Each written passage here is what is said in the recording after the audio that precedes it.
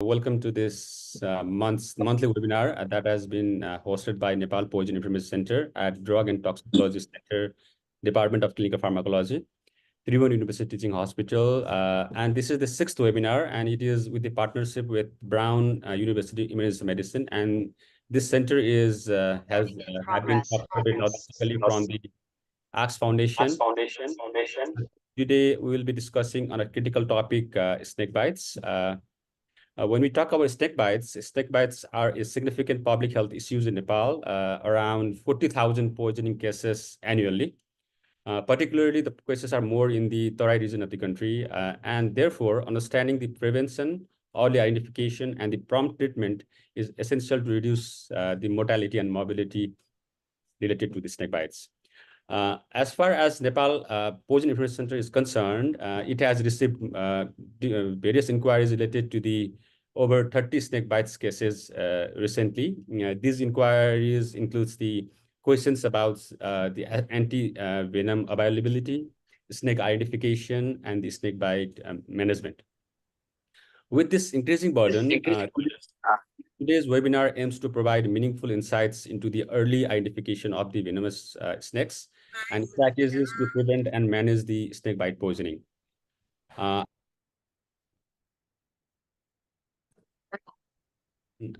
Of the venomous snakes and effective prevention and management strategies for the snake bite poisoning.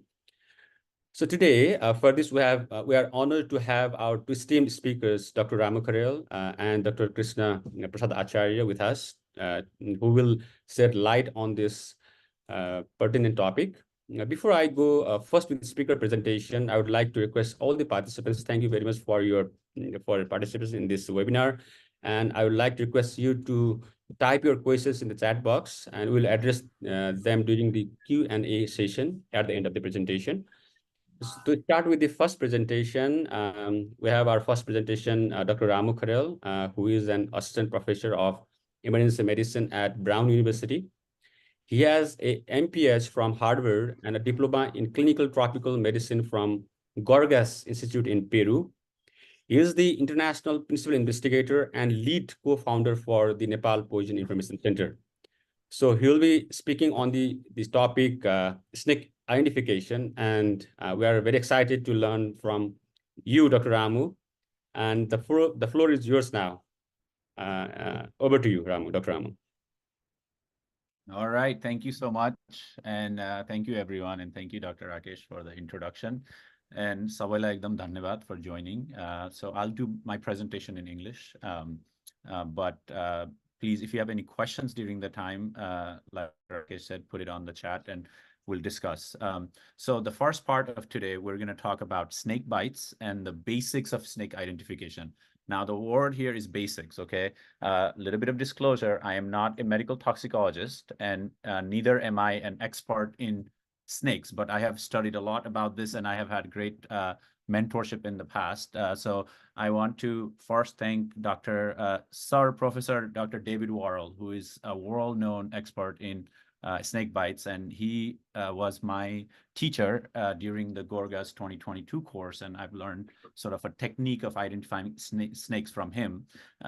So thanks to Dr. Worrell. And then some of the pictures that I use in my presentations are from the Venomous Snake of Nepal photographic guide, which you can access that online as well, and great work done in Nepal. All right, so before I begin, I want to ask a question to this group. It's a trivia question, and feel free to unmute and answer, or feel free to type your answer, okay? What popular medication class that's used worldwide, millions of people use it, is based from snake venom? And I'll give you 20 seconds. You can answer if you want. Very popular class that was derived from snake venom. So the answer is, Captopril, which is an ACE inhibitor, was the first ACE inhibitor that was derived from the work that was done in Brazil, because they found the snake venom was causing hypotension. So now you have millions of people around the world that take ACE inhibitors, right? That came from snake venom. So snake venoms are not all that bad either, okay? But snake bites and snake This is a global burden, and it's a global public health disease. As you can see here, large deaths all around the world. This whole map is red. And if you really focus in on our region here, if you just combine India, Sri Lanka, and Bangladesh only, that beats a lot of total deaths in the world. And of course, the Tarai, the flat region of Nepal, is included here as well. The WHO recognized this as a public health burden, and this is one of the neglected tropical diseases that is on the list. And WHO has a roadmap to halve the morbidity and mortality by 2030, hopefully. All right, so let's talk about the classes of snakes. So there are two medically important sort of major families of snakes that we need to be aware of. The first is the Viperidae family, which has the vipers, which has the pit vipers, which has adders, which has rattlesnakes in North America. These are usually short and they have a short tail, and they have a distinct dorsal pattern. And we'll talk about this in detail in the next few during our presentation today. They're slow moving and they strike like lightning, right? And then you have the elapids, and elapids are the cobra and the kraits, which are of course common in Nepal. The mambas, coral snakes, sea snakes, they're long and they're relatively thin and they have long tail. And we'll also talk about these in more detail. Here you can see just an example of a Himalayan pit viper, which is, like I mentioned, kind of thick body, short tail, right? This is a picture that was taken from Mustang. Here you have elapid family, which is a long, kind of elongated, slender looking snake that you can see here, which is this is a picture from Bangladesh. And then this is this is also in the elapid family, but this is a coral snake, and coral snakes are kind of, they have beautiful color and patterns, and this is from Ilam, Nepal. And there is a third medically important snake, though most of these are non-poisonous, non-venomous. These are the non-front-fanged snakes, which are the colubrids, the Colubridae family. In Nepal, these are the water snakes in the rice paddies. They are the keelbacks. And you can see the two checkered keelback here, and very few species cause venomation here. So this is the striped keelback from Gandaki, Nepal. All right, so why is identification of a snake important? There are a few reasons. One, it can help you with the optimal management, right? And it can help you with anticipation of the symptoms. You can anticipate if it's going to be only cytotoxic, if it's going to be cardiotoxic, neurotoxic, things like that. You could also help save patients a lot of time and money.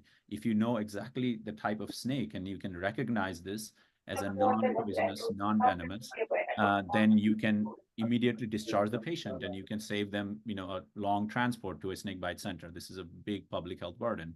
And then finally, you can confirm and reinforce specific clinical syndromes. And today, the next lecture, Dr. Krishna will be talking about the clinical aspect of this.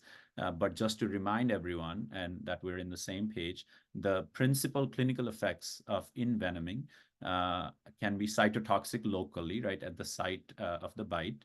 And then systemically, you can have hemotoxicity, neurotoxicity, especially with the kraits, right, in Nepal, the cardiovascular toxicity, myotoxicity, and nephrotoxicity. So there's a wide range of clinical presentations these can have. So I'm going to walk you through 10 steps of snake identification, and I want you to sort of pay attention to this and apply these rules when you are seeing your next snake. So the first is you're looking at overall appearance of the snake, right? When I say overall appearance, you're looking at their head and you're looking at the body. So, and you can really kind of differentiate between the vipers and the elapids with this, right? The vipers they always have a triangular head, and that almost looks like it's distinct from the body. Whereas the elapids, they're smooth and their head is kind of continuous with their body. And then when you look at the body, the vipers have a relatively short and thick body, as you can see here, whereas the elapids have a long and slender body. All right. So first one is overall appearance. So here you can see clearly the head here is triangular, right? The body is thick, and it's shorter. So this is clearly a viper, and this is a mountain pit viper from Nepal. And here you can see the difference. You can see this is much longer. The body and the head don't look separate from each other. They kind of look like they're part of the same system, unlike the other one. And this is the crate. This is also from Nepal. So that's number one. Number two, you can look at the color and the markings, right? If you're studying for USMLE step one probably teaches you, or step two, red on yellow kills a fellow, red on black, okay, Jack, right? That's a very common thing. That's only applicable for Northern American snakes, right? It's not applicable for example, if you go to Peru, the red on black is actually can be dangerous, whereas in North America, it is safe. So the color pattern can tell you a lot. In Nepal, you have a lot of green snakes.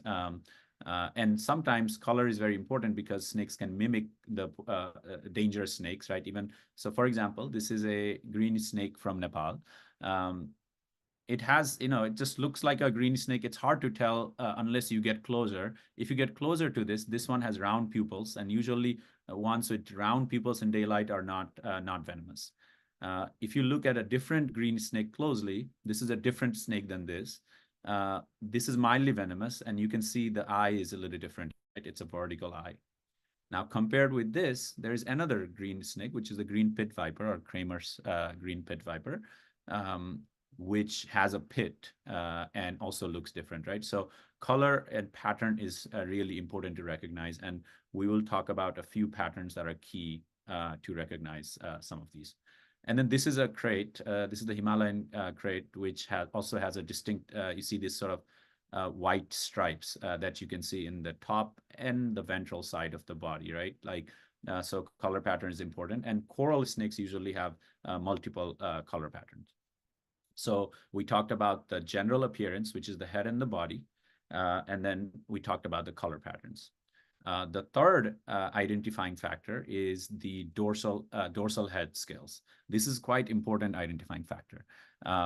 If you are looking at the elapids and the colubrids and look at the top of their head, their scales on the top of the head are larger and they're symmetrical. Whereas if you're looking at the vipers, and especially the vipers, because they're very common in Nepal, and of course, and also the boa and the pythons, their scales are kind of small and irregular. So there are many scales and irregular.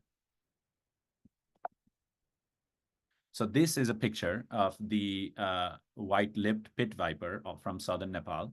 And you can see here how you can sort of recognize this as a viper from the scales on the head. There are many small irregular scales, right?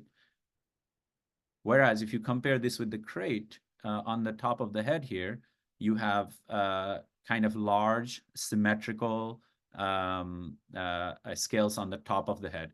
But, we'll talk about the body, but you see how the scales kind of change when they go to the body. They become more smooth. And that's another feature that we'll talk about. Okay, so those are the three things we talked about: overall appearance, the color pattern, the dorsal head scale, okay? Next, you can look for the pit. It's the heat-sensitive pit between the eye and the nostrils. Now, this is found in, of course, pit vipers, and you can find, this is an example of the pit that's between the eye and the nostril. In Nepal, most of the venomous snake that are viper have a pit. So none of the ones without a pit are really venomous in Nepal. Now, there is an exception, which is Russell's viper, but not many poisoning has been known in Nepal from a Russell viper, though the snake has been found in Nepal. Now, here's an example of a mountain pit viper here. You can see the pit right here. And there's another one. This is a Himalayan pit viper. The pit organ is around here, right between the nostril and the eye.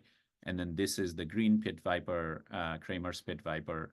If you get closer, you can see the pit here. So you can always look for a pit. And if you're lacking a pit in something that looks like a viper, If it's not a Russell viper, then it's probably a non-venomous. Now, number 5 is this thing called the L'Oreal scale.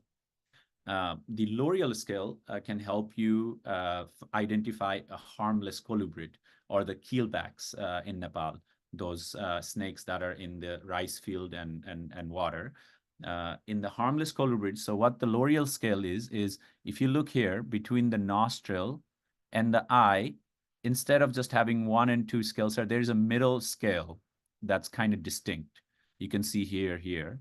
And if you see that distinct middle scale, then this is present in harmless colubrids, so harmless keelbacks. Now, this is absent in the dangerous elapids. Like, look at this green mamba, right? There is no L'Oreal scale between this. There is no extra scale that's like kind of sticking here. And that shows sort of the danger of the snake as well. Now, this is a 2-checkered keelback that I showed a picture of. Here you can see an extra L'Oreal scale right here. And this is a colubrid. All right. Number 6, I hope you're staying with me. Number 6 is fangs. So there are very different fangs. Now, if you're thinking of the vipers, the Viperidae family, then they have a sort of a needle-like fang that's in the front. And many times, while they're not biting, this fang is it's hiding with this muscle here. So it kind of looks tiny, but when you actually pull back, you push back, the fang is kind of long. And when they're biting, they kind of protrude that because they contract the muscles in the back. Whereas if you compare with the fangs of the elapids, they're relatively shorter, as you can see here. And then if you compare that with the fang of the colubrids, the keelbacks, these are called non-front fanged snakes because their fangs are kind of in the posterior aspect here. Here is a picture of the green pit viper from Nepal, right? Though here, almost it's confusing because it almost looks like a fang of a elapid maybe, but if you it kind of pushes this back up. This pushes it back up and the fang looks much bigger when it's biting. So it folds back and these fangs are only erect when the snake opens its mouth and attempts to bite. Here's a apparatus of the Russell viper. Now, this is not a pit viper, remember. And this is the venom injecting apparatus, right? You have this large compressor muscle that kind of contracts and then pulls back, and the duct releases, and this fang kind of injects like a needle in a body. And then kraits have very small fangs. This is very important because it almost seems like their fangs, are not that bad, but the bites, that's why sometimes become invisible in krait bites. So people sometimes don't even realize that they've been bitten by the krait snakes, and there's not much bleeding. And but this could be a misleading because people can end up with paralysis and develop that even up to 12 hours. So these patients that might have had a krait bite really need medical care ASAP, and they need observance. Whereas if you think of the vipers, their bites are much painful. So for example, the Himalayan pit viper or the green pit viper, they can be more painful because of their fangs. So that's fang. Number 7, you have the ventral scales. This is also an important identifier between snakes. Now, all the terrestrial snakes, except for the python and the boa, have full ventral scales. So all the snakes that we'll see, almost all snakes that we see in Nepal, will actually have full width snake in the ventral part of the body. Whereas if you look at the python, you don't have a full scale that goes all the way. There's there are some scales, and then there are smaller scales here. And then if you look at sea snakes don't have this full ventral. Sea snakes will have kind of small speckled, tinier ventral scales. Those are the ventral scales in their belly. Now the dorsal scales. Dorsal scales is quite important as well. Now, if you're thinking about the vipers usually have rougher scales. So their scales are, and they're rough and they're keel. And And then if you're looking at elapids, those scales are usually smooth. So remember how I said in the head, the elapids have kind of a symmetrical large scales. But if you look in the body, their scales are kind of smaller and they're smoother. So it kind of changes when it goes to the body. A good exception to know is on the crates. So all the crates that we have, they have a extra row of the vertebral scale row. They have a middle row that looks different from the other ones. So this is one way you can identify between different elapids and to see if it's a crate or not. Now, some of them can be bigger and some of them can be smaller, but it does have a ventral scale here that's a separate row. So here is an example of what I just mentioned, right? In the elapids, you have this type of scaling in the middle, and this is a larger one in the middle with smaller one, kind of different sizes, but elapids can be, crates can be differentiated from other elapids with this. Now here, so here's a crate, right? If you focus very well right here, you can see the larger scale in the kind of middle ventral area here, whereas in the cobra here, this is a cobra, you don't see that middle row like you see in the crate. And then when you see that and compare that with the vipers, you can see how different these scales are here, right? So this is a viper, and the scale are so much larger and kind of almost rough. It's almost like if you put your hand through it, it might kind of poke you also. And if you do a closer look at this, look at this, they're kind of keeled scales in the back here. So this is a differentiating factor between the elapids and the vipers. And number 9 is the tails. So you can look at the tails. And as you can imagine, and we have kind of mentioned this before, the Viperidae families have shorter tails. And in North America, we have rattlesnakes, and they rattle, and they have rattling tails also.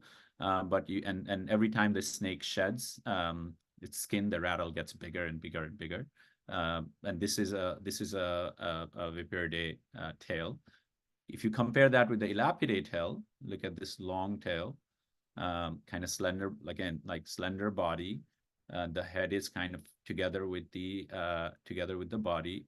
If you look closer, you can see that that dorsal middle part that's separate, because that's a crate.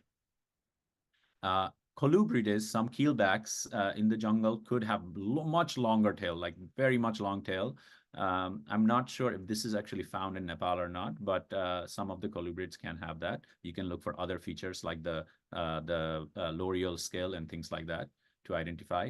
And then some of the sea snakes have a blunt, the sea snakes usually have a blunt paddle shaped, like kind of like this here.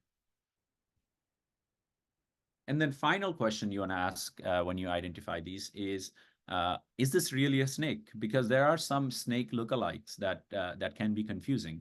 For example, the legless lizards, the legless amphibians, and some sea animals that can, kind of mimic snakes and could be snake-like. So one way to figure that out is you look at ear opening, right? Snakes do not have ear openings. They don't have eyelids. Like this one, like look at this this lizard here, it has eyelids. This one probably has an eyelid too. And then they have they don't have fleshy tongues. Snakes don't have fleshy tongues. Whereas these other animals, these other lizards or amphibians could have kind of a fleshy tongue. This is a snake eel that looks like maybe confusing for snake, but they have gills here. Whereas, and they also have fins that they use underwater. Whereas, snakes don't have fins or gills. The snakes breathe with their lung directly their whole life. And then a final thing on in the scales, if you see like annular scales that are all around the body, snakes don't have that. Snakes, this is like a legless amphibian. So earthworms, sometimes people confuse them for small snakes, but earthworms don't have any interior skeleton or bone and no scales, right? Again, we talked about fishes and limbless amphibians. So those are the 10 ways you can kind of look through in a systemic way to figure out, what type of snake this is, and some key identifiers on knowing if something is a venomous or non-venomous snake. Now, these are here. I'm going to share some pictures of some of the common snakes that we see in Nepal. This is a Russell's viper. Again, this is one of the most dangerous snakes in the world. We don't have many reported cases of bites in Nepal, but it does exist in the region. Now, the color and pattern is interesting here. You should, if you just memorize the type of pattern it has, so some of the, like even the juvenile and the adult Russell's vipers have this type of, look at this back pattern here. There are some similar snakes in Nepal that can kind of look like the same pattern here. But if you really look at this big snake, this is the sand boa. The differentiating factor here is that the neck here, right? Look at this head. It does not separate from the body, and the neck is pretty large. And a lot of times, snake charmers use these kind of to show people that they're playing with the Russell's viper, but this is not a Russell's viper. This is a kind of a safe snake. We also have wolf and kukri snakes in Nepal that live inside houses, and they kind of live inside people's homes for a long time. They eat mice. I remember growing up, we had these snakes at our home. I remember one falling from our roof, which was really scary. But these can be confusing. For example, these wolf snakes can, if you look at it kind of suddenly, you can confuse this for kraits, and especially because they're active at night, just like kraits, because they have similar size and shapes. But one big differentiating factor I mentioned on the kraits was that the dorsal middle scale, and if you look at the snakes closely, these one will not have the dorsal middle scale like that. And then the kukri snakes will not have the pupils that are vertical. They have round pupils. So you can use some of these techniques to identify if it's a poisonous or non-poisonous. But these are generally safer type of snake. Now, with the kraits in Nepal, you have many various types of kraits, but they have very similar features as far as the dorsal column there. This is a banded krait, like almost kind of looks like a coral snake from America. They are elapid family, so there is some similarities there. Here, this is another krait that I've already shown you a picture of. And this is another krait right here, right? It's losing that color right here significantly. This is another krait. This is a juvenile banded krait. I believe this is also a picture from Nepal. And this is another krait, the great black krait, which is also found in Nepal. Now, with the same, you have the cobra, right? The cobra is another main elapid family that's a dangerous snake. And these can also, again, you can look at the head, kind of smooth with the body. It's longer tail. You can look at the scales on top of the head, closer look. And then you can look at the scales in the body, and you can kind of identify this as a cobra. Now look here, look at what I mean by scales. Like if you look in the top here by the head, you see this larger kind of symmetrical here, but they become smaller and smoother when they come down, right, in the body. So you really have to distinguish between the body and the head scales to identify it. We have some coral snakes in Nepal also, and this is of course an elapid family. This is a coral snake from Nepal. There are various different sort of colorful coral snakes in the country. This is a picture from Ilam from that poison book. And then, I'll just show you a few more pictures. So Russell viper, also called Bagesarpa. Again, right, we talked about this. I'm going to rehone this. It's a viper. So it's going to be thick. It's going to have short tail. It's going to have a triangular head. And top of the head will have many scales, right? Tiny, tiny, tiny, tiny scales. Again, not many bites known from Nepal. And then just be aware of this specific pattern. Look at this pattern. Look at this pattern in the back. Like this is a dangerous snake. This is one of the most dangerous snakes. And you have to recognize this pattern. And then you have the Himalayan pit vipers, the Bhagute Sarpa, right? The Himalayan pit vipers, they have a pit, right? They have a pit you can see right here. They have a triangular head, right? They have shorter, thicker body with shorter tails. So this is very easy to identify this at least as a pit viper. Or we might not know if this is a Himalayan pit viper, but if it has a pit, looks like a viper, you can at least consider that this could be a poisonous snake. There's Tibetan pit vipers, which looks very similar in many ways, right? If you look at those things, right? So you look at the body. So what are the 10 things? So look at the body, look at the head, look at the scales, like they're tiny speckled. Look at this tiny scales right here.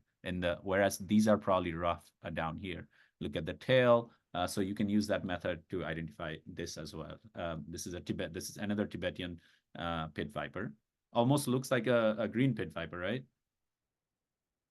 And this is a mountain pit viper. Again, very similar, but look, notably, this does not have the same pattern as that of the Russell viper, right? That Russell viper had a specific pattern here that you could see in the dorsal aspect here. There's another mountain pit viper. And this is the green pit viper here. And this is also common in Nepal. I guess we call it, there is a Nepali name for this that I'm blanking on. Harilu or Harelu, something like that, right? I think you guys probably know this. Right? Okay, so these are yeah, right. Hariyu, right, exactly. Thank you, Dr. Kamal. So this is sort of the basics of identification. And if you use these rules, you'll be able to at least kind of differentiate between the families, as well as maybe come up with the sense, okay, is this a dangerous snake or a non-dangerous snake? Now, you do have to understand some epidemiology, so I'll end with that in my lecture here. So who is really high risk, right? Impoverished rural communities, farmers and their children are really high risk. Indigenous hunters and gatherers and nomads, and then people, especially in Tarai region in Nepal, that sleep on the ground, right? That is very dangerous for nocturnal crate bites, and crates are really, really dangerous. And right now we're heading towards we're in the rainy season in Nepal, and you can see this study from India in 2011 in the region. With the rainy season, the mortality from snake bite goes up. So we expect for 3 months or 4 months to mortality to be really high. So this is high time in Nepal when people will die from snake bites. And of course, this is just with the common crate bite, you can almost barely remember. We talked about the fangs of the crates, right? You can barely see that there was a bite, and people sometimes don't even wake up, or they don't even realize that they got a bite. And then all of a sudden, a few hours later, people are waking up with dyspnea. They are having chest pain, abdominal pain, and they will start getting progressive descending paralysis. This is quite dangerous. So treatment is of course very important, but prevention is also very important, right? Our poison center, we've been doing work around prevention as well. You have to learn about the local snakes, and this is one of the reasons we wanted to do this webinar today. You have to protect your feet, legs, and hands. That's where the most common bites are. Some of these fang-proof boots are really important. When you're walking at night, or even walking around fields or big bushes, using a prodding stick and using light. And then when you're sleeping off the ground and under a well-tucked net, that's quite important to prevent crate bites. And now, what do you do? And as we sort of move on to Dr. Krishna's lecture, I want to end with, what do you really do when if you do see if you're bitten by a snake? Number one, there are many species of snakes. Even within Nepal, there are a number of snakes that are not poisonous. Around the world, there are more than 3,000 species of snakes, and I think in Nepal only 17 are venomous. So first, if you get a bite, don't panic. And anxiety is one of the biggest problems for patients after they get a bite, right? So most snakes are not dangerous, and even those that are dangerous, often don't inject their venom when they bite a person. So your chances might be good that you're not poisoned from this. Second, don't risk further bites by trying to capture the snake. You should never do that. If the snake is killed and it's already captured, you should bring that to the treatment center or where not, or take pictures and send it to the poison center. You want to immobilize the limb, and I'll talk about pressure pad dressing in a second. You don't want to run, but you want others to sort of let carry you. People have used motorcycles in Tarai region to help with this. You don't want to cut, burn, or suck the bite site, right? And you don't want to use any unknown herbs or ice cool packs or electric shocks that have not been known to work. So as at the pre-hospital level, if you guys see someone with snake bites, reassure the victim first, right? And you want to call the poison center. And our poison center has experts that can identify snakes and that can kind of sort of help with management as well as guide you where to go nearby. So the poison center's phone number is 450-2011. So make sure you call that. You want to immobilize the body, right? And don't let them move much, and especially the limb you want to immobilize. Remove any tight rings, bracelets, and anklets. And then you want to do a pressure pad immobilization. And the pressure pad dressing goes like this. So wherever the bite is, you kind of create a little gauze that you provide just pressure exactly where the bite is, right? And then you can use a non-elastic kind of bandage, like almost like a Carlex, and kind of wrap around there to ensure that that pressure pad stays on. And then you can splint to immobilize the limb. And this is what you really should do pre-hospitally before you bring them to a snake bite center to have low movement. And then, of course, call the PIC. At the PIC, we are, again, we have the expertise. We're also building a GIS mapping of snake bite centers and antivenom in Nepal, and we have continued resources. So this is one of the sort of our public health resource from our social media page, where we kind of disseminate information on this. This is quite a big healthcare problem in Nepal and the world, and a big challenge. So, I hope you got to learn some things today, but the knowledge doesn't, end here. For me and for, I think, all of us, this is my nephew who is telling us to read more about snakes. So feel free to, I don't know if we have time for questions right now, but we probably don't, but feel free to either email me directly or you can put a message here. Thank you. Thank you very much, Dr. Ramu. Red touches yellow, kill a fellow. Red touches black, friend to Jack. Friend, Friend of Jack. Jack. Friend to Jack, or whatever it Right. is. What a beautiful rhyme for identification. Recognizing different insects is crucial. Thank you very much, Dr. Ramu, for this wonderful and insightful presentation. Your lecture will certainly help our participants who are here in identification of snakes in their practice when they encounter any kind of snake poisoning in future. Thank you very much once again. So we'll move to our next speaker. Our second speaker is Dr. Krishna Prasad Acharya, who is the senior consultant anesthesiologist, National Trauma Center, NAMS Beer Hospital. He has been working in the management of snake bite for the last 8 years, and his work basically focuses on the snake bite in various hospitals in Nepalganj. And he's also a co-investigator of snake bite in Western Tarai of Nepal, which is the observational cohort study. He is also a member of Nepal Toxicological Association, Nepal Medical Association, Nepalese Society of Critical Care Medicine, and Society of Anesthesiologists of Nepal. So when we had the Google form that our participant has filled up, we had one statement, one question to them. What are if they have any kind of questions they want to know by our this webinar? We have received a lot of questions. For instance, where is antivenom available? Update medical practice in the world and the available services in Nepal. How long can we observe for bleeding disorder, snakebite poisoning case scenario, and then immediate management? How effective to apply the tourniquet after snakebite, and so forth. So there are many such questions, and I hope the second presentation by Dr. Krishna, who has 8 years of experience in the snakebite management, he will try to answer all of your questions. So we're all excited to learn more from your presentation, Dr. Krishna. The floor is yours. Thank you. Thank you. I'm sharing the screen. Please let me share my screen.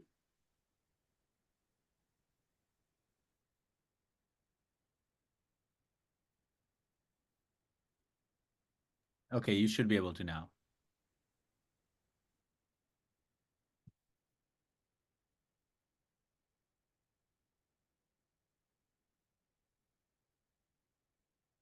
Is it being shared? Yes. Okay, let me allow to speak in Nepalese as well because Dr. Ramu has already explained many things Dr. about Krishna, can you identification of. can you put that on slideshow? Because it's on the, can you put it on slideshow so it's full screen? So go down Okay, and click that little slideshow button. okay, Yeah, there you go. is it? Yeah, yeah. Okay. Okay, perfect. Thank you. नमस्ते यहाँहरू सबैलाई doctor रामुले चाहिँ snake identification को बारेमा पढाउँदा पढाउँदा यो धेरै जसो मेरो कन्टेन्टहरू पनि उहाँले चाहिँ पढाइदिएर मलाई हल्का पारिदिनु भएको छ। म एकदमै खुसी त्यो मामलामा, किनभने त्यो आखिरी स्नेक बाइट भन्ने बित्तिकै प्रिभेन्सन म्यानेजमेन्ट कुरा आइहाल्छ। तर एकदमै त्यो मैले उहाँलाई आफ्नो मेरो स्लाइड सेयर गरे पनि छ र मेरो स्लाइडको धेरै कुराहरू चाहिँ पहिले नै बताइदिएर मलाई सजिलो बनाइदिनु भएकोमा धेरै धेरै धेरै धन्यवाद दिन चाहन्छु। र मैले अलिकति बढी नेपाली भाषालाई चाहिँ महत्त्व दिँदाखेरि मलाई सजिलो हुने भएको र मैले चाहिँ मेरो एक्सपिरियन्स बताउन पनि सजिलो हुने भएको र म क्षमा चाहँदै नेपालीमा सुरु गर्न चाहन्छु र बेला बेलामा अङ्ग्रेजी पनि बोल्छु। राकेश डाक्टर साहब मलाई माफ गर्नु होला। हस् हस्, थ्याङ्क यू दाइ, प्लिज गो अहेड। ल, अब मेरो चाहिँ प्रेजेन्टेसनमा विशेष त यो नेपालमा पाइने 4 किसिमका सर्पहरूको बारेमा 51टा क्लिनिकल भिग्नेट्स छ। त्यसपछि स्नेक बाइट पर्सपेक्टिभ्स अथवा स्नेक बाइट भ्यू पोइन्ट के हो भन्ने बारेमा हामीले कुरा गर्छौँ र इमिडिएट म्यानेजमेन्ट के गर्ने त सर्पदंश भइसकेपछि के गर्ने भन्ने कुरा र डायग्नोसिस अफ स्नेक बाइटमा हामी केही कुरा गर्छौँ। त्यसपछि मेन स्नेक बाइट इन भेनोमेसन भइसकेपछि गर्ने एन्टी स्नेक भेनम एडमिनिस्ट्रेसनको बारेमा कुरा गर्छौँ र स्नेक बाइट म्यानेजमेन्टमा हामीले प्रोफिसियन्सी कसरी डेभलप गर्न सक्छौँ भनेर पनि केही चर्चा गर्छौँ। सुनिराख्नु भएकै होला। पहिलो भिग्नेटमा जाउँ। एउटा 37 वर्षको अर्धवैश्य मान्छे दैलेखबाट उहाँ चाहिँ वैदेशिक रोजगारको लागि इन्डिया जाने क्रममा उहाँ चाहिँ कोहलपुरमा बासा बस्नुभयो। त्यहाँ हि स्टेड देयर। त्यहाँ त्यति बेला चाहिँ अब त्यो आफ्नो आफन्तकोमा जाँदाखेरि त्यहाँ एडुक्वेट खाटहरू थिएन। त्यसपछि उहाँ भुइँमा सुत्नुभयो। भुइँमा सुतिसकेपछि अब बिहानै उठेर चाहिँ महेन्द्रनगर हुँदै इन्डिया जानुपर्ने भएको हुनाले उहाँले बस पार्कमा गएर टिकट किन्नुभयो। टिकट किनिसकेपछि चिया खाने क्रममा उहाँलाई अर्कै फिल भयो। चिया राम्रोसँग निल्न अप्ठ्यारो भए जस्तो भयो, गाह्रो भयो जस्तो भयो। त्यसपछि उहाँले सँगै बसेको साथीलाई भन्नुभयो मलाई यस्तो गाह्रो भयो। त्यसपछि उहाँले नजिकैको मेडिकलमा जाउँ न त भनेर उहाँहरूले मेडिकलमा लिएर जानुभयो। मेडिकल हलमा लिएर गइसकेपछि उसलाई त्यहाँको मेडिकलवालाले चाहिँ यो त अलिकति मैले गर्न सक्ने जस्तो लागेन। त्यही भएर उसले चाहिँ त्यहाँ नजिकै भएको नेपालगञ्ज मेडिकल कलेजको इमर्जेन्सीमा पठायो। त्यहाँ पठाइसकेपछि बिरामीले बिस्तारै मैले जिब्रो निकाल्न सक्दिनँ, त्यसपछि आँखा पनि राम्रोसँग खुल्न सकेको छैन भनेर कम्प्लेन गर्यो। त्यसपछि त्यहाँ इमर्जेन्सीबाट ओहो यसकोलाई पहिला आँखाको ओपिनियन पठाउनु पर्यो, त्यसपछि नाक कान घाँटीको ओपिनियन पठाउनु पर्यो भनेर त्यही अनुसार उहाँहरूलाई पठाइयो। अरे आँखाको ओपिडी नाक कान घाँटीको ओपिडी सकिसकेपछि अब उसलाई सास फेर्न पनि गाह्रो भइसकेपछि अहो त्यसपछि त्यहाँको मेडिकल अफिसरले एक्चुअली मेडिसिन ओपिडीमा पनि देखाउनु त भनेर मेडिकल ओपिडी देखाउँदै गर्दाखेरि बिरामी अचानक कोल्याप्स भयो, बेहोस भयो। त्यसपछि उसलाई तुरुन्तै त्यति बेला चाहिने इमर्जेन्सी इन्टुबेसन गरेर उसलाई चाहिँ ब्याग एन्ड म्यास भेन्टिलेसन गर्दै एम्बो ब्याग गर्दै चाहिँ सिटी स्क्यान गर्न लिएर गयो ताकि उसलाई स्ट्रोक भयो कि भनेर चाहिँ शङ्का गरियो। यो क्लिनिकल भिग्नेट्सबाट के मैले चाहिँ दर्शाउन खोजिरहेको छु भने हामी कहाँ जति पनि प्रड्युस भइरहेका मेडिकल ग्रेजुएटहरूदेखि लिएर स्वास्थ्य कर्मीहरू उनीहरूलाई स्नेक बाइट को शङ्का गर्ने चाहिँ त्यो टेन्डेन्सी अलिक कम भयो जस्तो पाइयो। यो बिरामी चाहिँ वैशाख महिनाको 31 गतिको कुरा थियो। तराईमा बिरामी चाहिँ यसरी के अरे कोसिस लिएर आएको छ, इनएबिलिटी टु प्रोट्युड टङ छ। यस्तो अवस्थामा पनि उहाँहरूको चाहिँ ध्यान चाहिँ स्नेक बाइटमा गएन र बिरामीले चाहिँ दिनभरि आइसियुमा बस्यो र सिटी स्क्यान लगाएको विभिन्न ब्लड टेस्टहरू गरियो। त्यो बेलुकातिर इभिनिङ राउन्डमा चाहिँ एकजना स्नेक बाइट म्यानेजमेन्ट ट्रेनिङ लिएको एकजना मेडिकल अफिसर आउनुभयो। त्यहाँ उहाँको नाम पनि लिन चाहन्छु, डाक्टर देवेन्द्र आचार्य हुनुहुन्छ उहाँलाई चाहिँ 1 वर्ष अगाडि लिएको ट्रेनिङको याद आएछ। टोसिस लाग्यो, त्यसपछि इनएबिलिटी टु प्रोट्युड, त्यसपछि भुइँमा सुतेको सबै हिस्ट्रीहरू चाहिँ कोर्डिनेट गर्दाखेरि यो त पक्कै स्नेक बाइट हुनुपर्छ भनेपछि उहाँले भेरी अस्पतालमा फोन गर्नुभयो र बिरामी इमिडिएटली रिफर्ड भयो। हामी कहाँ आउँदाखेरि जिसिएस 3/15 थियो र त्यहाँ कुनै इभिडेन्स थिएन, बिरामीको कुनै बाइट मार्क्सहरू पनि थिएन, कसैले सर्प देखेको पनि भनेको थिएन होइन। तर हामीलाई चाहिँ क्लिनिकली लाग्यो यो स्नेक बाइट हो भनेर हामीले चाहिँ भेन्टिलेटरमा राख्यौँ। करिब 9 दिनपछि बिरामीलाई हामीले भेन्टिलेटरबाट निकाल्न सक्यौँ र 16 दिनमा त्यो बिरामी डिस्चार्ज भएर चाहिँ घर जानुभयो। नेक्स्ट क्लिनिकल भिग्नेट्स चाहिँ एउटा 20 वर्षको महिला दिउँसो 1 बजीतिर धारामा पानी खान जाँदाखेरि चाहिँ एउटा सर्पले टोक्छ। त लकिली त्यो सर्प कोब्रा नै थियो, किन कोब्राको टिपिकल फिचर्स त्यो हुड फैलाएर आउँदाखेरि टोकेको भएर अरू मान्छेले देखेपछि कोब्राले टोकेपछि उनीहरू चाहिँ करिब 20 किलोमिटर पर थिए नेपालगञ्ज भेरी अस्पतालबाट। उनीहरू त्यसमा एउटा अटो रिक्सा लिएर तुफान आइपुगे 1 घन्टाभित्र। 1 घन्टाभित्र आइपुग्दाखेरि चाहिँ इमर्जेन्सीमा पेसेन्ट अलमोस्ट फ्ल्याट थियो भनौँ न, ग्यास्पिङ टाइपको रेस्पिरेसन, के अरे रियालहरू गइरहेको।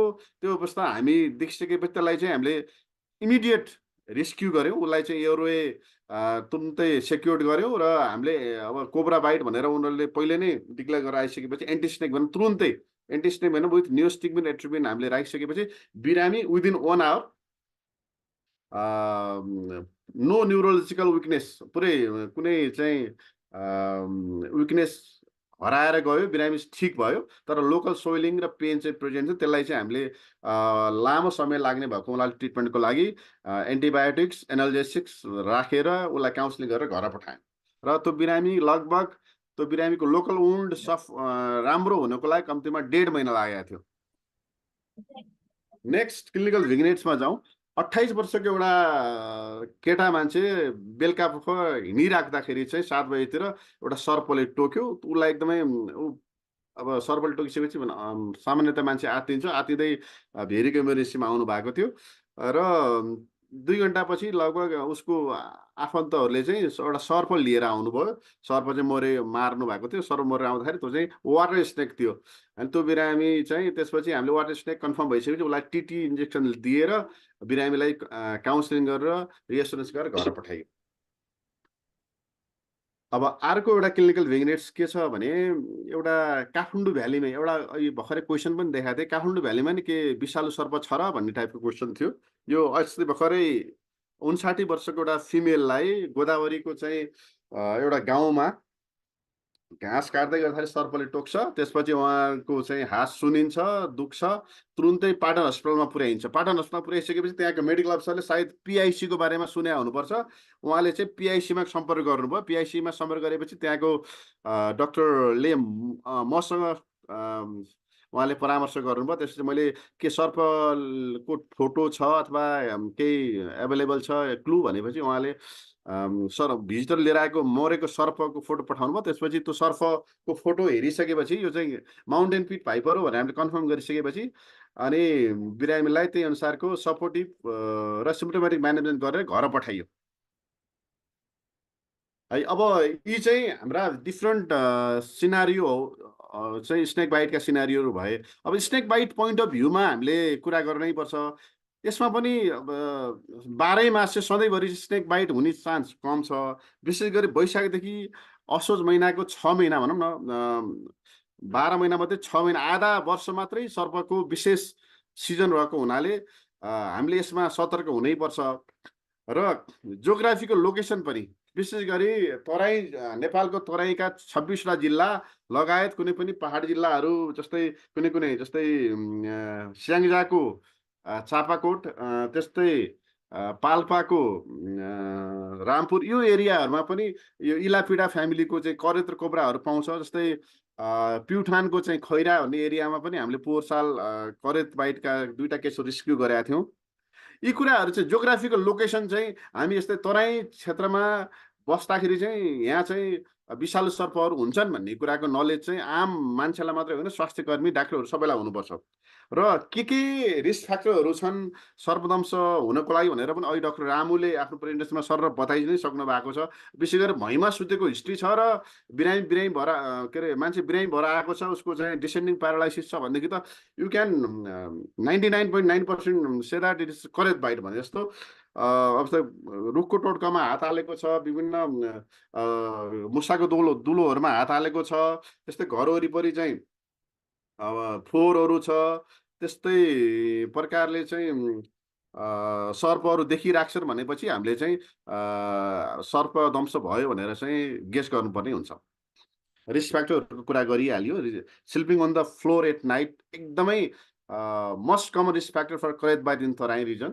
र राति हिँड्दाखेरि पनि हामीले चाहिँ टर्च लाइट लिएर हिँड्नु भने पनि त्यति बेला उनीहरूको हिँडाइसँग हाम्रो जम्प क्याफेट भएर उनीहरू टोक्न सक्छन्।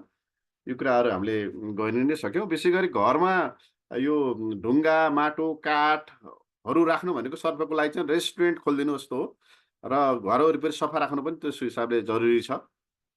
अब कुरा रह्यो फर्स्ट एड, जहाँसम्म है डाक्टर रामुले पनि सर बताइसक्नु भएको छ।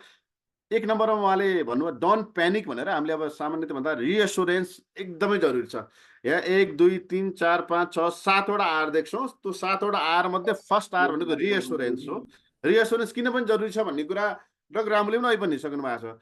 किन सर्पले टोक्यो नाति भनेर त भएन, त्यसको कुनै रियाक्सन हुनु पर्यो। सर्पले टोके पनि नातिनु भन्नुको कारण नेपाल कन्टेक्स्टमा के छ भने नेपालमा भएका 80% अफ स्नेक्स आर नन भेनमस।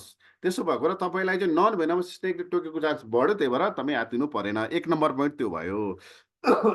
अर्को पोइन्ट के पनि हो भने ल मानौ तपाईँलाई विषालु सर्पले नै टोकेको रहेछ अरे, 20% नै पर्नु भयो अरे, त्यसमा पनि 20% of snake venomous snakes don't inject venom while biting भन्नाले त्यो विषालु सर्पले पनि तपाईँलाई टोक्यो भने चाहिँ 1/5 अफ द टाइम चाहिँ त्यो सर्पले विष फाल्न पाएको हुँदैन। कहिलेकाहीँ त्यो हतारमा भएको हुनसक्छ, कहिलेकाहीँ त्यसको विष फाल्ने त्यो दाँतै भाँचिएको हुनसक्छ, कहिलेकाहीँ त्यो सर्पले तपाईँलाई टोक्नुभन्दा अगाडि कुनै पेयमाथि उसले चाहिँ टोक्दाखेरि त्यो सबै विष सकिएको हुनसक्छ। यी विविध कारणले गर्दाखेरि तपाईँलाई ड्राई बाइट हुने चान्स बढ्यो। ड्राई बाइट भनेको चाहिँ विषालु सर्पले टोकेकै हो कन्फर्म, तर त्यसलाई विष लाग्यो भने त्यसलाई ड्राई बाइट भन्छ।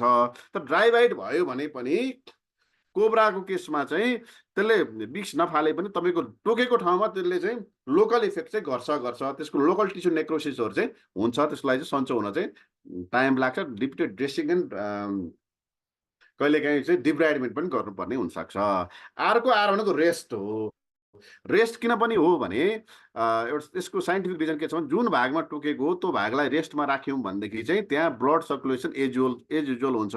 जब त्यो मुभमेन्ट बढ्छ त्यसमा चाहिँ त्यसमा के अरे भेसल्सको चाहिँ एक्टिभिटी बढ्छ। त्यसले गर्दाखेरि चाहिँ ब्लड फ्लो बढ्छ। ब्लड फ्लो बढिसकेपछि त्यो यदि भेनम इन्जेक्ट गरेको रहेछ भने त्यो भेनम चाहिँ मुटु मार्फत विभिन्न शरीरका भागहरूमा पुग्छ र छिटो बिरामीलाई विष चढ्छ।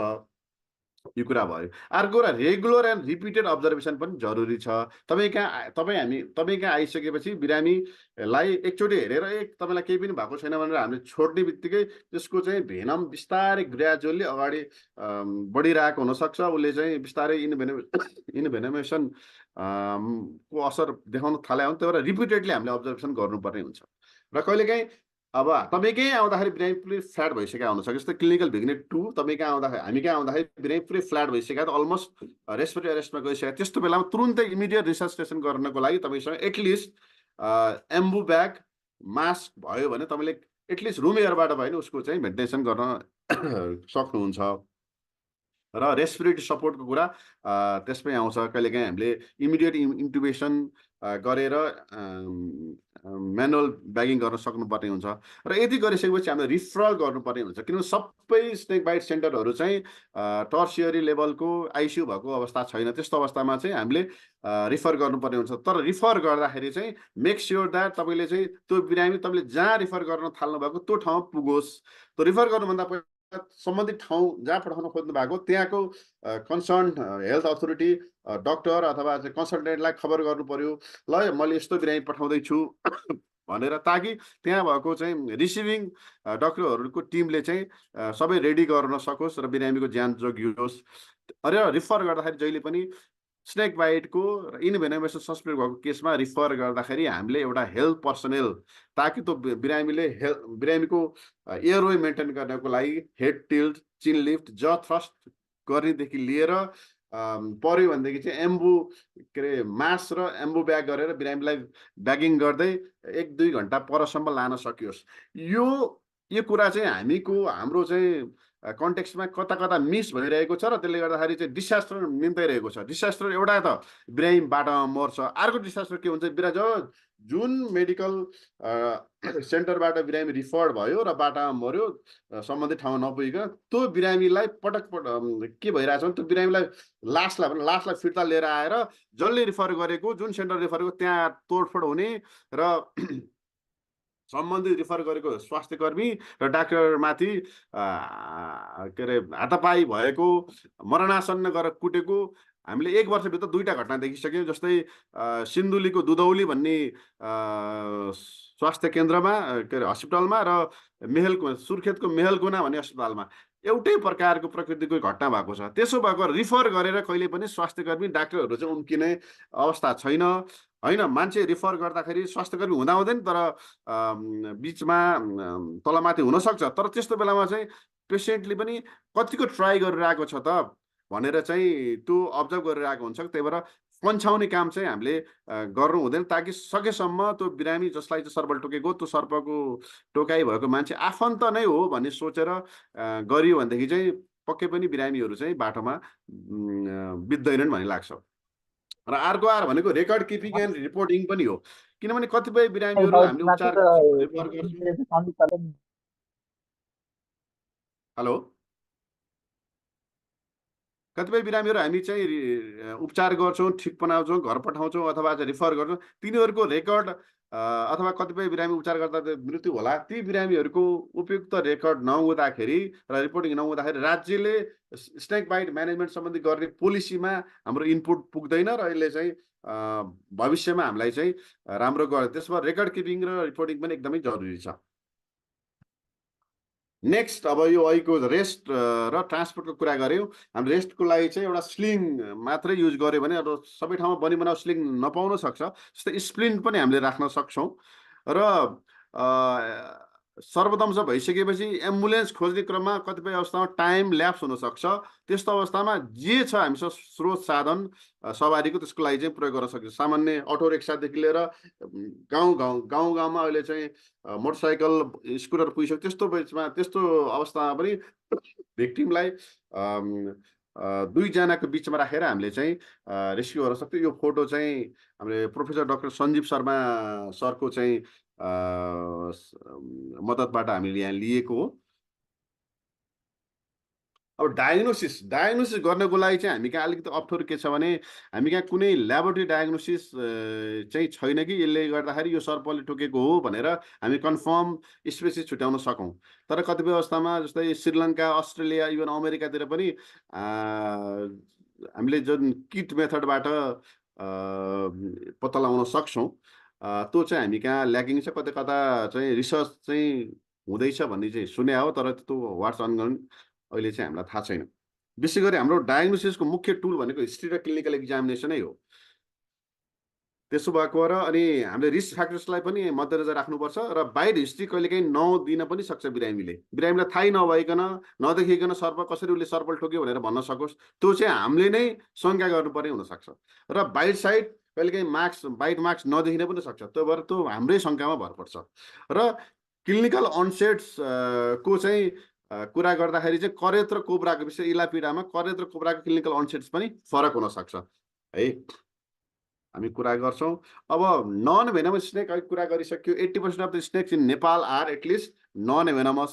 त्यसो भएको भएर के अरे मान्छेले सर्पले टोकेर घर के अरे अस्पतालमा आइसकेपछि फोटो खिच्न भ्याएको छ अथवा चाहिँ सर्प उनीहरूले मारि नै हाल्ने टेन्डेन्सी हुन्छ। मारिसकेपछि पनि सर्प लिएर आयो भनेदेखि अहिले डाक्टर रामुले नि भनिसक्नुभयो, यदि त्यो सर्प नन भेनमस हो भनेर हामीले कन्फर्म गरिसक्यौँ अथवा बिरामी हस्पिटल पनि आउनु पर्दैन। कहिलेकाहीँ चाहिँ सामान्यतः अहिले सबैको हातमा स्मार्टफोन छ, इन्टरनेट पुगेको छ। मलाई यो फलानालाई सर्पले टोक्यो भनेर त्यो सर्पको फोटो मेसेन्जर, वाट्सएप, भाइबर मार्फत तपाईँ कहाँ जुन सर्प चिन्नुहुन्छ उहाँ कहाँ पुग्यो भनेदेखि त तपाईँ कन्फर्म भनिदिनुहुन्छ यो सर्प नन भेनमस हो। तपाईँ त्यहीँ नजिकै कतै स्वास्थ्य चौकी अथवा चाहिँ हेल्थ सेन्टरमा गएर इन्जेक्सन टिटी लाउनुहोस् र घरै बस्नुहोस्।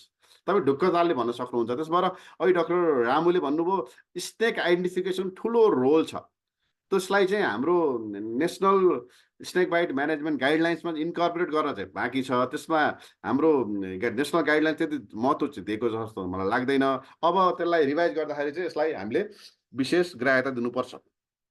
र नन भेनमसको केसमा त हामीले गर्नुपर्ने भने त रिएस्योरेन्स त गर्नै पर्छ र इन्जेक्सन टिटी लगाएर चाहिँ हामीले पठाउन सक्छौँ। यसबाट हामीलाई धेरैभन्दा धेरै टाइमको चाहिँ बचत हुन्छ र अर्को कुरा इकोनोमीको पनि बचत हुन्छ। मान्छेले एम्बुलेन्स रिजर्भ गरेर टाढादेखि चाहिँ स्नेक बाइट म्यानेजमेन्ट सेन्टरसम्म आउँदाखेरि चाहिँ के अरे मेन पावरको लसदेखि लिएर मनीको लस यी कुराहरूलाई हामीले चाहिँ एभोइड गर्न सक्छौँ स्नेक आइडेन्टिफिकेसनको माध्यमबाट।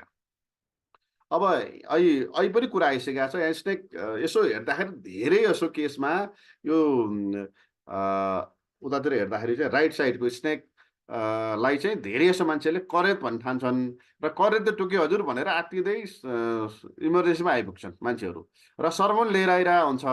अनि जब सर्प देखिन्छ यो त करेत होइन, यो त कमन वल्फ स्नेक हो, यसलाई चाहिँ चिचिन्डे सर्प भन्छ, यसले टोकेर त केही पनि हुँदैन भनेर सम्झाइसकेपछि मान्छेले पत्याउन चाहिँ सुरुमा गाह्रो मान्छन्। अनि उसलाई चाहिँ धेरै अलिकति राम्रोसँग सम्झाइसकेपछि अनि उहाँ ढुक्क भएर घर जानुहुन्छ र उसको जुन हस्पिटलमा 24 घन्टा बस्नुपर्ने जुन लामो अवधि खाना नखाइकन होइन त्यो चाहिँ टर्चरबाट हामीले चाहिँ मुक्त गराउन सक्छौँ। जुन अहिले डाक्टर रामुले भन्नुभयो करेतको चाहिँ आइडेन्टिफाई फिचर्स चाहिँ यो उसँग मिल्दैन। खालि मिल्छ त खालि स्ट्राइप्ड देखिन्छ जो करेत हो भनेर मान्छेले चाहिँ झुक्किने गर्छन्। अब करेत र कोब्रा जुन मेजर किलर हो हाम्रो देशको यिनीहरूको चाहिँ क्लिनिकल फिचर्स र केही फरकहरूको बारे हामी यहाँ चर्चा गर्छौँ।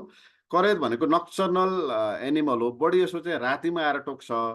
कस्तो ठाउँमा टोक्छ? जो भैँमा सुतिरहेको छ, जसले मसिनो लगाएको छैन होइन, जसले सुतेको बेला टोक्यो थाहा पनि नपाउन सक्छ भने कोब्राको चाहिँ प्राय बिहान हुन लाग्दा अथवा साँझ हुन लाग्दा अथवा दिउँसो मध्याहतिर टोक्छ। अनि करेत बाइटको चाहिँ साइन्स एन्ड सिम्पटम बिस्तारै आउँछ, 6 देखि 8 घन्टाभित्र बिस्तारै आउँछ भने कोब्राको चाहिँ ऱ्यापिड हुन्छ। विदिन 2 आवर्स बिरामी चाहिँ फ्ल्याट भएर उसको ज्यानै जान सक्छ। र करेतको डिटोरेसन पनि ग्रेजुअल हुन्छ र चाहिँ कोब्राको चाहिँ ऱ्यापिड डिटोरेसन हुनसक्छ। त्यस्तै रिकभरीको कुरा पनि हामीले उपचार गऱ्यौँ, एन्टिस्नेक भेनम दियौँ भने करेत चाहिँ बिस्तारै रेस्पोन्ड गर्छ। उसको चाहिँ जुन प्यारालाइसिस ठिक हुन 2 हप्तासम्म लागेको हुनसक्छ भने कोब्रामा 1 देखि 2 घन्टाभित्र तपाईँले एन्टिस्नेक भेनम दिनुभयो भने त्यो ठिक भएर जान्छ।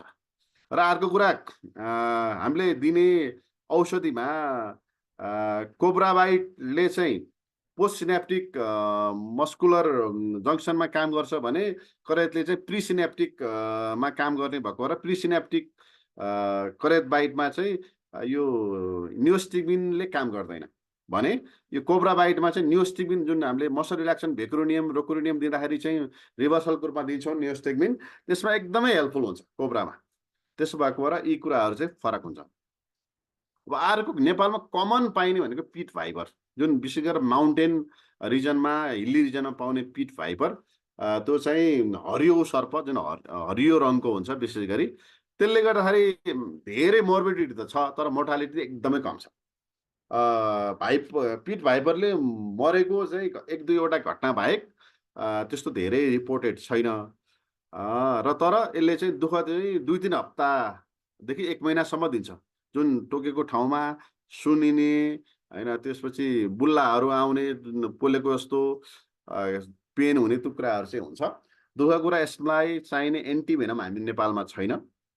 पहिला 5-7 वर्ष पहिला जुन एन्टिभेनम जुन मेजर 4 स्नेक्स जुन सस्केल भाइपर, रसल्स भाइपर, कमन करेत र कमन कोब्रालाई दिने जुन एन्टिस्नेक भेनम जुन पोलिभाइरेन्ट स्नेक एन्टिस्नेक भेनम त्यो दिने चलन चाहिँ थियो, तर त्यसले फाइदाभन्दा बेफाइदा बढी गर्ने प्रुभ भइसकेपछि त्यो चाहिँ स्ट्रिक्टली कन्ट्राइन्डिकेटेड, त्यो दिन हुँदैन। यो कुरामा चाहिँ विशेष म साथीहरूको ध्यान खिच्न चाहन्छु। पिट भाइपरमा हामीले एन्टिस्नेक भेनम चलाउँदैन। पिट भाइपर बाइटमा हामीले गर्ने भनेको सपोर्टिभ र सिम्प्टोमेटिक म्यानेजमेन्ट मात्रै हो। पिट भाइपर भन्ने बित्तिकै त्यो ग्रिन पिट भाइपर पनि हुनसक्छ, माउन्टेन पिट भाइपर पनि हुनसक्छ, हिमालयन पिट भाइपर पनि हुनसक्छ। यी कुराहरू चाहिँ हामीले बुझ्न जरुरी छ। र वास्तवमा मोर्बिडिटीहरू चाहिँ यसको एन्टिभेनम भइदिएको भए निकै घटाउन सकिन्थ्यो जस्तो लाग्छ। तर यसको लागि चाहिँ विशेष अनुरोध गर्नुपर्ने हुन्छ नेपाल का नेपालको चाहिँ ग्रिनफिट फाइबरबाट चाहिँ भेनम निकालेर अथवा चाहिँ नेपालको ग्रिनफिट फाइबर लगेर इन्डियामा अथवा जहाँ प्रोडक्सन हुन्छ त्यहाँको चाहिँ घोडालाई टोकाएर त्यो चाहिँ लामो प्रोसेस छ। त्यसको लागि पनि रिक्वेस्ट चाहिँ हामीले गर्न सकिन्छ। तर नेपालमै एन्टी स्नेक भेनम बनाउने प्लान्टको कुरा पनि गरेर त्यो त अरबौँ खरबौँ लाग्ने कुरा छ, त्यो चाहिँ त्यति फिजिबल छैन भनेर आइसकेको छ। अब रसेल्स फाइबर, जसमा अलिअलि कुरा अघिल्लो लेक्चरमा पनि आएको थियो, रसेल्स फाइबर नेपालमा पाउँदै नपाउने होइन, विशेष वेस्टर्न तराईमा हामीले नै 4-5वटा केस म्यानेज गरिसकेका छौँ। दुःखको कुरा हामीले एउटा मोर्टालिटी भोग्यौँ। त्यसको विशेष कारण चाहिँ के अरे एक्युट किडनी इन्जुरी भएर त्यो डायलाइसिस क्रममा त्यो एउटा बिरामीको डेथ भएको थियो। यो चाहिँ मल्टी सिस्टमिक इन्भल्भमेन्ट भएको होला सबभन्दा डेन्जरस स्नेक हो यो नेपालको लागि, जुन चाहिँ करेत कोब्रा र चाहिँ अरू ग्रिनफिट फाइबरहरू भन्दा यो धेरै गुना विषालु किन मान्छेले धेरै सिस्टमलाई असर गर्छ। यसले न्युरोटक्सिटी असर गर्छ, हेमोटक्सिटी असर गर्छ र इभन नेफ्रोटक्सिटी पनि भएको हुनाले यसलाई चाहिँ मल्टी सिस्टमिक टिमको आवश्यकता पर्छ र यसको चाहिँ समयमै उपचार गरिएन भनेदेखि एक्युट किडनी इन्जुरीमा जाने चान्स एकदमै हाई हुन्छ। र राम्रो कुरा के छ भने रसेल्स फाइबरको लागि पनि हामीसँग एन्टी स्नेक भेनम छ, जुन हामी यहाँ रेगुलरै उपलब्ध भइरहेको पोलिभ्यालेन्ट एन्टी स्नेक भेनमले रसेल्स फाइबरलाई पनि कभर गर्छ।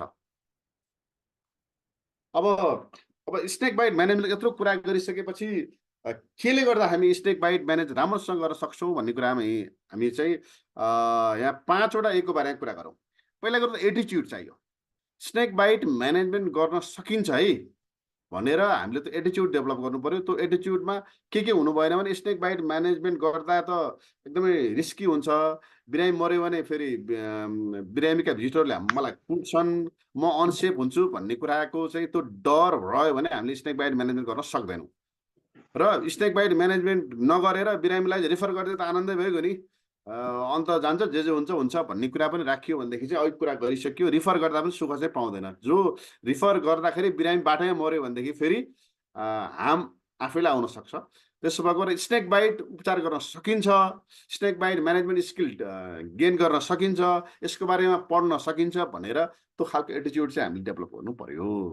र अब अर्को कुरा भने एप्टिच्युड एन्ड नलेज नभइकन फेरि स्नेक बाइट म्यानेज गर्न सक्छु भनेर यत्तिकै नलेज र स्किल बिना हामीले त्यो एटिच्युड राखेर पनि भएन। त्यो त फेरि गाउँघरतिर चाहिँ फुक्ने मान्छेहरूले जस्तै यो चार्मर्सहरूले गरे जस्तो कुरा भयो। त्यसो भएर हामीले एडिक्वेट नलेजहरू अलि इन्टरनेटमा छ्यापछ्याप्ती पाउँछ। जस्तै स्नेक बाइट म्यानेजमेन्ट गाइडलाइन्स भनेर हामीले गुगलमा हाल्यो भने ट्याक्क इपिडियोलोजी एन्ड डिजिज कन्ट्रोल डिभिजनको स्नेक बाइट म्यानेजमेन्ट गाइडलाइन्स पुरै पिडिएफै आउँछ, त्यो हेर्न सक्छौँ। अर्को कुरा एकदमै काम लाग्ने भनेको स्नेक बाइट म्यानेजमेन्टमा एयरवे स्किल हो। त्यसो भएको भएर anesthesiologist are more benefited to manage snake bites, किनभने पेसेन्टको एयरवे म्यानेज कसरी गर्ने भन्ने कुरा त एनेस्थेसियोलोजिस्टले भन्दा अरू जाने कसले हुन्छ र। तर एयरवे स्किल सामान्यतया इन्टिबेटै गर्नुपर्छ भने नि छैन। तपाईँले सिम्पल एयरवे स्ट्रेटन कसरी गर्ने, जस्तै सिम्पल जुन हामीले चाहिँ सिपिआर गर्दाखेरि चाहिँ सिक्छौँ नि, हेड टिल्ट, चिन लिफ्ट, ज थ्रस्ट मात्रै गर्न जाने भने पनि एटलिस्ट 1-2 घन्टा हामीले चाहिँ टाइम लम्ब्याउन सक्छौँ, टाइम किन्न सक्छौँ। अर्को कुरा आउने एन्टी भेनम, जुन एन्टी स्नेक भेनम कसरी दिने, एन्टी स्नेक भेनम चाहिँ कुन स्नेकको लागि कम्पोनेन्टहरू हुन्छ, यसलाई कसरी एडमिनिस्ट्रेसन गर्ने र एन्टी स्नेक भेनमका दिँदाखेरिका रिस्कहरू के हुन् भन्ने कुरा जानिएन भने पनि हामीले स्नेक बाइट म्यानेजमेन्ट गर्न सक्दैनौँ।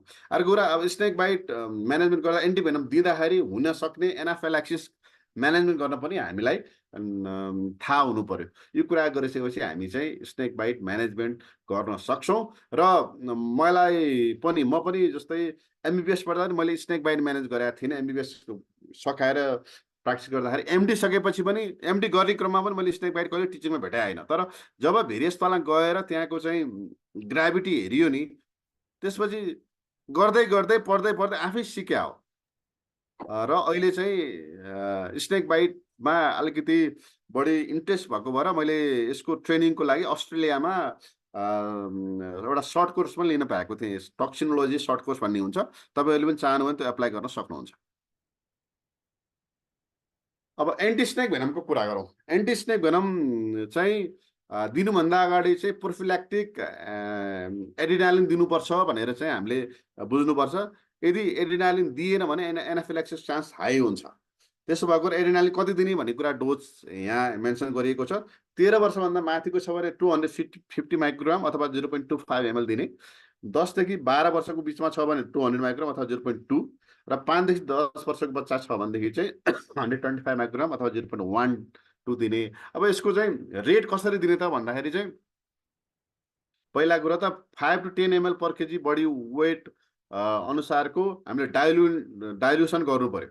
जस्तै उदाहरणको लागि एउटा एडल्ट मान्छेलाई चाहिँ एन्टिस्नेक भेनम दिनु पर्यो भने एउटा 500 ml को डिएनएस युजुअली आउँछ। त्यो 500 ml को डिएनएसमा 100 ml फालिदिने तपाईँले। 100 ml फालिसकेपछि त्यो 100 ml 10 भाइल्स छ नि, त्यो 10 भाइल्स हामीले चाहिँ 10 ml सिरिन्ज 10 ml डब्लुएफमा घोलेको चाहिँ 10वटा भाइल्स त्यहाँ भाइल्स कन्टेन्ट हालेपछि त्यो 100 ml हुन्छ। 100 ml र 400 भएपछि 500 ml 500 ml ओभर 1 आवर दिने हो। अहिलेको हाम्रो चाहिँ प्रोटोकलले चाहिँ एन्टिस्नेक भेनम 10 भाइल्स इन 1 आवर दिन्छौँ। तर बच्चाको केसमा के हुन्छ भने त्यो सर्पले त बच्चा सानो छ भनेर उसले थोरै के अरे भेनम फालेको त हुँदैन, उसलाई पनि उत्तिकै मात्रामा भेनम फालेको हुन्छ। त्यही भएर उसलाई न्युट्रलाइज गर्नको लागि पनि एडल्ट जत्तिकै हामीले डोज दिन्छौँ। तर यसमा चाहिँ डाइल्युन्ट्सको चाहिँ भोल्युम चाहिँ कम गर्छौँ है। र जुन रेट्स जुन ओभर 1 आवर छ नि त्यसलाई चाहिँ हामीले सिम्पल बुझ्दाखेरि 2 ml पर मिनटको हिसाबले चाहिँ हामीले दिन्छौँ। र यसरी गर्दै गर्दा त सकिए पो छ त। टाइम चाहिँ के छ? टाइम पनि सकिन लाग्यो। र यसरी मेरो प्रेजेन्टेसन चाहिँ सकिन्छ। यो बिचमा कुनै क्वेसनहरू छन्, अब कुनै क्वेरीहरू छन्, कुनै सुझावहरू छन् भने म तिनीहरूलाई हार्टली वेलकम गर्छु। धन्यवाद।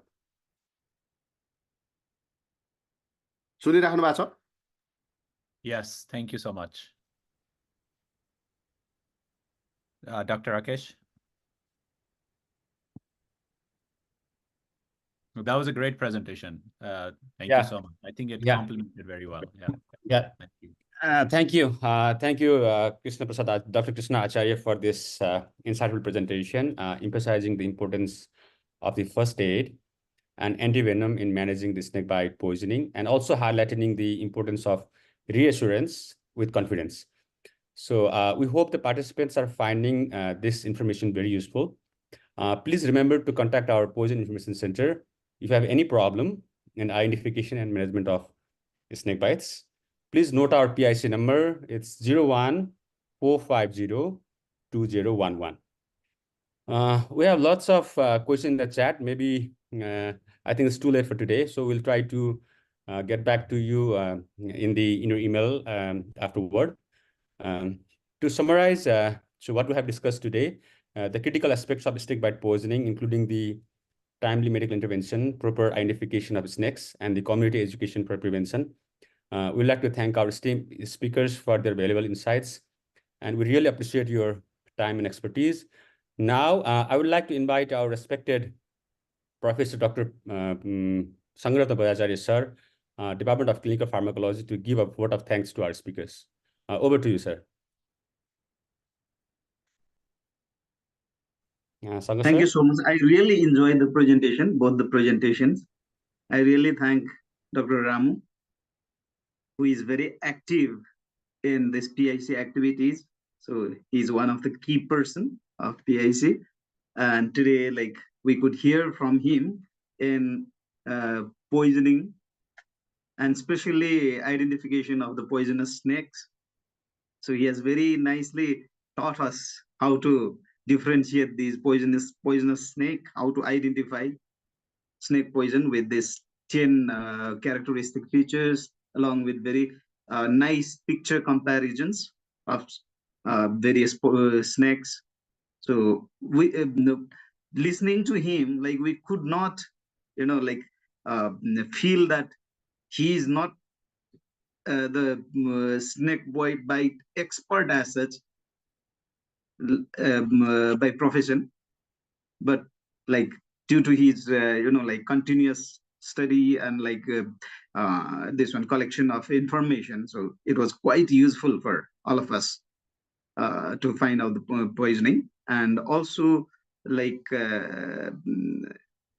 I was very happy the way like he approached with the first aid measure before sending the patient to the poisoning treatment center. Thank you, Dr. Ramu. And I'm really happy to listen to Dr. Krishna Prasad Adhikari. So he, he Acharya. presented very nice pictures, very nice scenarios, like practical scenarios. Like Dr. Krishna is one of the pioneer now. It snake bite management. So with his experience, like very nice pictures, especially the first one, like which gives scenario itself gives like video presentation of the features of snake bite, especially correct. So it was very nice case reports that you presented, and the presentation you did in Nepali was very excellent. Like ekdamai ramailo native language with the flow that you were deliberating. It was very nice, and like you shared the way people get confused with the snake bite and some of the things that they should not do, struggling to kill or like get the snake as such before coming to center. And one very touchy thing you told is like attitude. Instead of sending straight away to the center or the other referral center, so if the person or the doctor working in the health center, if he initiates the treatment, so that will be quite helpful to save the life. And thank you, Dr. Krishna. So thank you so much. So it was really eye opener for all of us, and I'm very overwhelmed with the enormous participation. So I was even clicking picture in between. Initially, I was very happy to see the number over 100. Later on, it kept on increasing, and I could even capture the picture till 142. So I'll share that with our group also. I thank all the participants. So I'm very happy that this presentation is being so popular. So I thank all the participants. Thank you so much. I'll not take any more minute. Thank you so much. Thank you, sir. Thank you so much for this. I think this is all for today. Dr. Ramu, do you have anything more to say? I just wanted to add that I spoke with Professor Sir, he's knighted, Dr. David Worrell, which everyone in the snake bite knows. And he is very excited. And in 1 or 2 months, he will be giving us a keynote speak on snake bites on the Poison Center. So please stay connected, because we're trying to improve, education and provide you with, opportunities that are very unique. So, and bring the experts around the world. So please stay connected with us. Okay. Thank you so much. That's great. Thank you, Dr. Ramu, for this. Like, you have been coordinating with the one who has done a lot of things in the snake bite. So thank you everyone for your overwhelming participation. We all hope that this presentation will help you in managing the cases in snake bite in the days to come. And we are always there as a Poison Center to help you in providing the information on any kind of inquiries related to any kind of poisoning, including this snake bite poisoning. So please remember our number. It's 01-450-2011. Please do call us, and we're always there to help you in managing any kind of poisoning. Thank you once again from all of us, from all the spies. We have Dr. Rajesh Sharma. So actually, I forgot to introduce myself. I'm Dr. Rakesh Kimiri. I'm also one of the member part of this Poison Information Center. I'm working along with Dr. Ramu and with all our team. So thank you again for the participation. Thank you, Krishna Dai and Dr. Ramu, for this wonderful presentation. Okay, have a good night. Thank you, everyone.